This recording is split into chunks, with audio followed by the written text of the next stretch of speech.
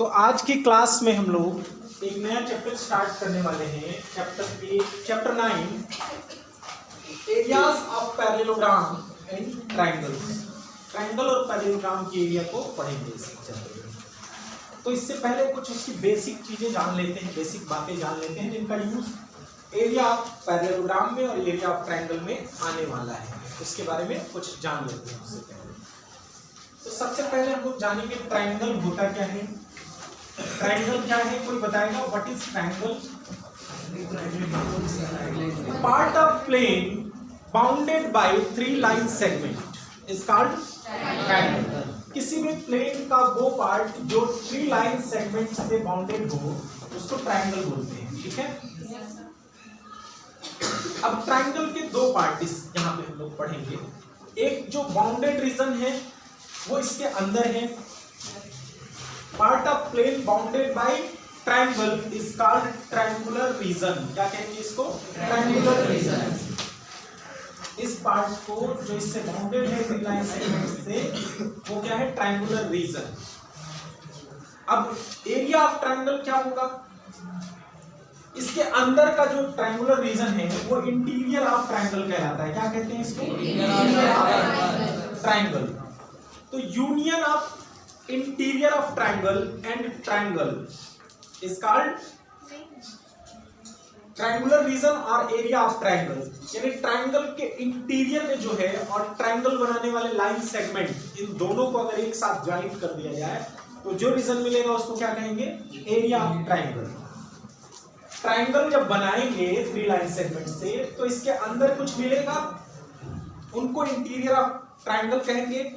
और ये line segment पे जो पॉइंट लाई कर रहे हैं, इन दोनों का जो यूनिफिकेशन कर देंगे, यूनियन कर देंगे, तो जो पार्ट हमको मिलेगा वही क्या होगा?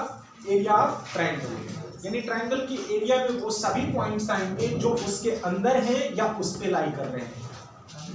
जो उसके अंदर हैं यानी लाइन सेगमेंट के अंदर हैं, इंटीरियर में हैं, या लाइन सेगमेंट पे लाई कर रहे हैं, वो सब क्या होंगे? एरिया ऑफ ट्रायंगल में लाई करेंगे, एरिया ऑफ ट्रायंगल में पढ़े जाएंगे। एरिया ऑफ ट्रायंगल निकालने के बहुत सारा फार्मूलाज आपने पढ़ा होगा, प्रीवियस क्लास में कई फार्मूले पढ़े होंगे। तो जनरली हम लोग जो बेसिक फार्मूला है एरिया ऑफ ट्रायंगल का, वो क्या पढ़ेंगे? Area of triangle is equal to 1/2 base into height. कई जगह हाइट लिखा होगा, कई जगह एल्टीट्यूड लिखा होगा। 1/2 बेस इंटू एल्टीट्यूड। तो एल्टीट्यूड क्या होता है? हाइट को ही एक्चुअली एल्टीट्यूड बोलते हैं। ट्रायंगल में 3 साइड्स होते हैं। जिस साइड को आप बेस सपोज कर रहे हो उस पर जो एक लाइन होगी अपोजिट वर्टेक्स से परपेंडिकुलर ड्रा करेंगे, तो जो लाइन सेगमेंट मिलेगी उसकी जो लेंथ होगी वही क्या होगा? एल्टीट्यूड होगा। फॉर एग्जांपल अगर ABC ये कोई ट्रायंगल है और हम इसमें BC को बेस सपोज कर रहे हैं कि पहले हमने BC बनाया फिर उस पे 2 लाइन हमने बनाया तो ये ट्रायंगल बना। तो पहले जिसको हमने बनाया वो क्या है? बेस। कोई भी निर्माण करने के लिए क्या करते हैं? पहले बेस बनाते हैं। तो बेस अगर BC को सपोज करेंगे तो BC के अपोजिट वर्टेक्स को देखेंगे। BC के अपोजिट कौन सा वर्टेक्स दिख रहा है? A से BC पर एक परपेंडिकुलर ड्रा करेंगे, जितनी इसकी लेंथ होगी वही क्या है? एल्टीट्यूड है या हाइट है। तो इसकी एरिया को हम एरिया ऑफ ट्रायंगल ABC अगर निकालना हो तो हम कैसे निकाल सकते हैं? 1/2 base BC into corresponding height AD। इसको D सपोज करेंगे। अब अगर हम चाहें तो सेम ट्रायंगल की एरिया को दूसरा बेस सपोज करके भी निकाल सकते हैं। अगर बेस हम AC को सपोज कर लें तब एल्टीट्यूड चेंज हो जाएगा। अगर हम बेस को अब AC सपोज कर रहे हैं तो AC के करस्पॉन्डिंग एल्टीट्यूड क्या होगा? अब इसके अपोजिट B साइड से इस पर एक परपेंडिकुलर ड्रॉ करेंगे BE। तो इसको 1/2 AC इंटू BE भी पढ़ सकते हैं और दोनों की वैल्यू, न्यूमेरिकल वैल्यू जो आएगी वो सेम आएगी। तीसरा अगर चाहें तो हम AB को भी सपोज कर सकते हैं बेस, तब इसके करस्पॉन्डिंग एल्टीट्यूड होगा हमारा CA। तो सेम एरिया को हम ऐसे भी लिख सकते हैं AB इंटू CA। ये लिखने का हमारा तरीका है, ठीक है, ऐसे लिखा जा सकता है। कभी कभी ऐसे ट्रायंगल भी आपके सामने आएंगे जिसमें परपेंडिकुलर ड्रा करने की जरूरत ही ना पड़े। जैसे एक राइट ट्रायंगल मान लीजिए हमने बना लिया, तो दो तरह से तो एरिया इसकी आसानी से निकल सकती है। अगर इसको बेस सपोज करेंगे तो ये परपेंडिकुलर यही लाइन यही वाली साइड है, और इसको बेस सपोज करेंगे तो यही वाली साइड परपेंडिकुलर है। जब इसको बेस सपोज करेंगे तब यहाँ से हमें परपेंडिकुलर ड्रा करने की जरूरत पड़ेगी। तीसरा कंडीशन ये भी आ सकता है कि परपेंडिकुलर अंदर ड्रा ही ना हो पाए। जैसे मान लीजिए एक ट्रायंगल हमने ये बनाया ABC, और हम चाहते हैं कि BC को बेस सपोज करके इसकी एरिया निकालें। तब क्या होगा, एरिया ऑफ ट्रायंगल ABC इस केस में क्या होगा, 1/2 बेस को लिख लिया हमने। अब परपेंडिकुलर यहाँ से इधर कहीं ड्रॉ नहीं कर पाएंगे, तब इस केस में क्या करते हैं, बेस को प्रोड्यूस करते हैं, आगे की तरफ बढ़ा देते हैं, और प्रोड्यूस करने पर फिर देखते हैं कि वर्टेक्स से परपेंडिकुलर कहां पे ड्रॉ कर सकते हैं, वहां पे परपेंडिकुलर ड्रॉ करेंगे।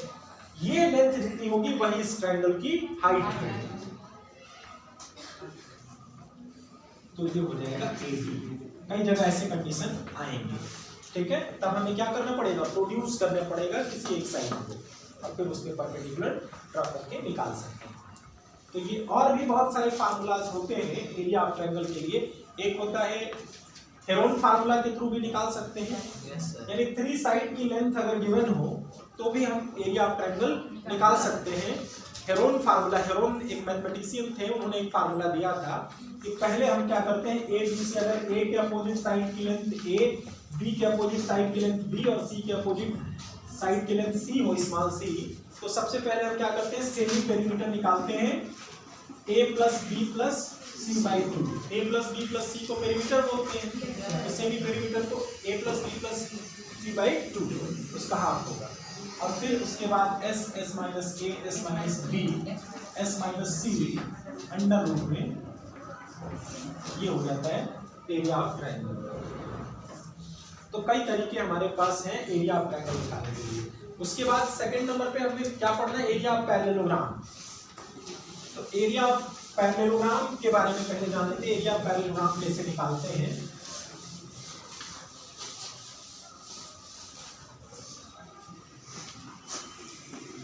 एरिया ऑफ पैरेललोग्राम, पैरेललोग्राम कोई भी बनाएंगे तो इसमें भी एल्टीट्यूड होता है, यानी कि जब एरिया निकालने की जरूरत पड़ेगी तो एक तो साधारण सा तरीका हमारे पास है सिंपल, कि कोई भी एक डायगोनल ड्रा करके और उसको 2 ट्रायंगल में डिवाइड करके भी हम निकाल सकते हैं। अब ये 2 ट्रायंगल में डिवाइड हो गया तो दोनों ट्रायंगल की अलग अलग एरिया निकाल के सम कर देते हैं, तो इस पैरेललोग्राम की एरिया निकल जाएगी। दूसरा एक और तरीका होता है कि डायरेक्ट हम इसके साइड का यूज करके निकालें। तो जिस साइड को आप बेस सपोज कर रहे हो, अपोजिट वर्टेक्स से उसके क्या करेंगे, परपेंडिकुलर ड्रा करेंगे, और उसके बाद फार्मूला का यूज करेंगे, बेस इनटू एल्टीट्यूड। 1/2 ही होता है, जिसमें नहीं होता है एल्टीट्यूड, बेस इनटू एल्टीट्यूड।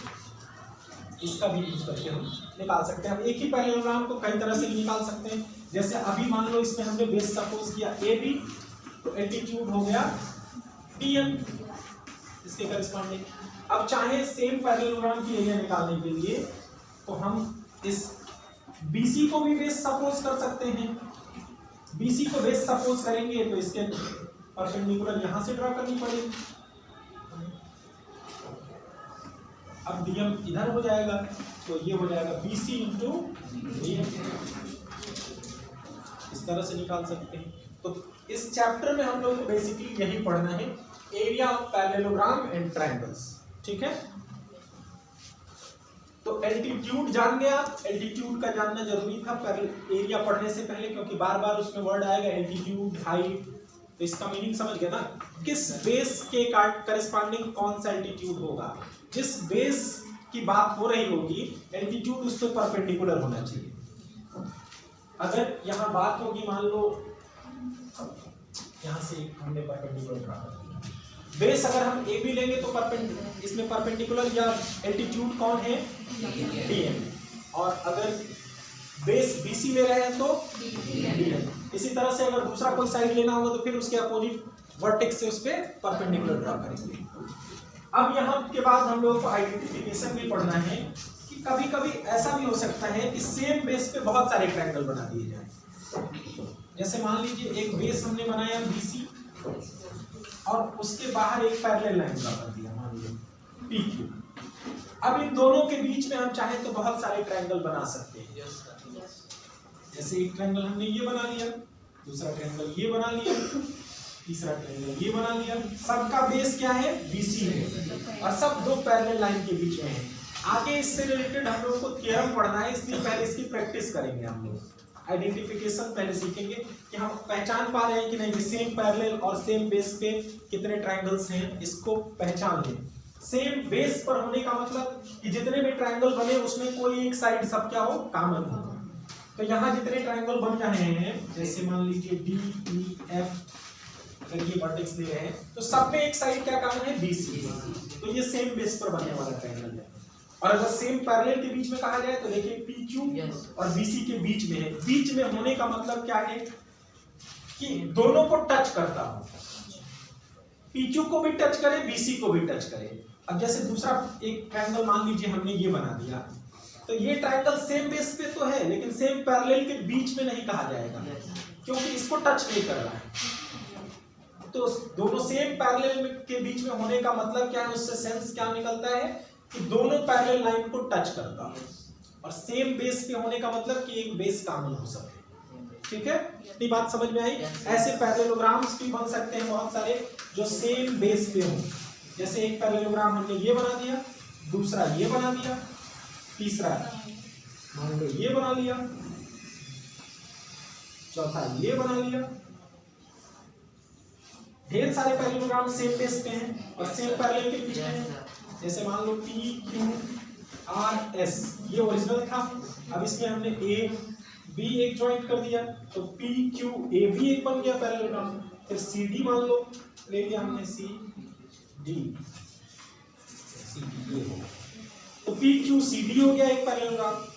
फिर PQEF हो गया एक पैरेललोग्राम। सब सेम बेस पे हैं, सब में एक साइड कॉमन है और सब सेम पैरेलल के बीच में। इन सब की एरिया इक्वल होती है। इससे रिलेटेड हमें थ्योरम आगे पढ़ना है, इसलिए पहले अभी सीख रहे हैं हम लोग ये पहचानना। ठीक है, पहले एक्सरसाइज में आपको कुछ नहीं करना है, सिर्फ किसी टाइप की फिगर को पहचानना है, आइडेंटिफिकेशन। तो आइए 9.1 हम लोग आज ही फिनिश कर लेते हैं। 9.1 है हमारा exercise. Which of the following figure lie on the same base in between the same parallels? In such a case, write the common base and two parallels. जिसमें कॉमन बेस है उसमें कॉमन बेस का नाम भी लिखना है और जिन parallel के बीच में है उनका नाम भी लिखना है।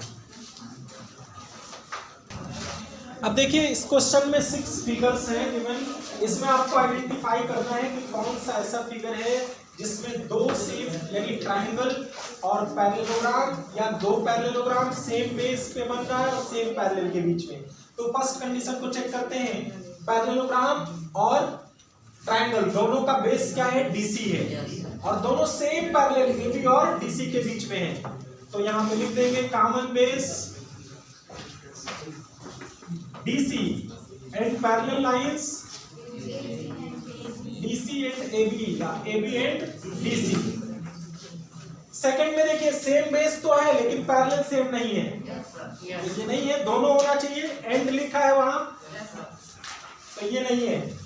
थर्ड में देखिए दोनों सेम बेस पे है, QTR ट्रायंगल में भी QR आ रहा है और PQRS में भी QR आ रहा है। दोनों सेम बेस पे है तो कॉमन बेस इनका क्या है? Common base equal to QR। और parallel lines parallels are QR and PS। QR और PS दोनों को टच कर रहा है। फोर्थ में देखिए सेम बेस नहीं है, कॉमन बेस नहीं है क्योंकि इसका बेस BC है और इसका बेस PQ है, उसका एक पार्ट है इसका बेस, जबकि होल पार्ट होना चाहिए, पूरा पूरा कॉमन होना चाहिए। तो ये नहीं होगा। ये दोनों लाइन को तो टच कर रहा है लेकिन बेस कॉमन नहीं है, इसमें सेम बेस नहीं है। इसमें दो पैरेललोग्राम दिख रहे हैं, दोनों का एक बेस सेम है एडी। देखिए पहला पैरेललोग्राम है ए बी सी डी, दूसरा है ए पी क्यू डी। दोनों में कॉमन बेस क्या है? AD. Common base equal to AD and parallels are AD and BC या बीक्यू लिख लो। एडी और बीक्यू दोनों पैरेलल लाइन है, दोनों को पूरा पूरा टच कर रहा है, दोनों पैरेललोग्राम। लास्ट वाले में कोई कॉमन बेस नहीं है, कॉमन बेस नहीं है, इसका बेस अलग, इसका अलग, इसका अलग। पैरेलल लाइन तो सेम है लेकिन कॉमन बेस नहीं है। तो बस यही था और इसमें एक्सरसाइज 9.1 हमारा फिनिश हो गया। अब हम लोग थ्योरम पढ़ेंगे कुछ, उसके बाद 9.2 पढ़ेंगे।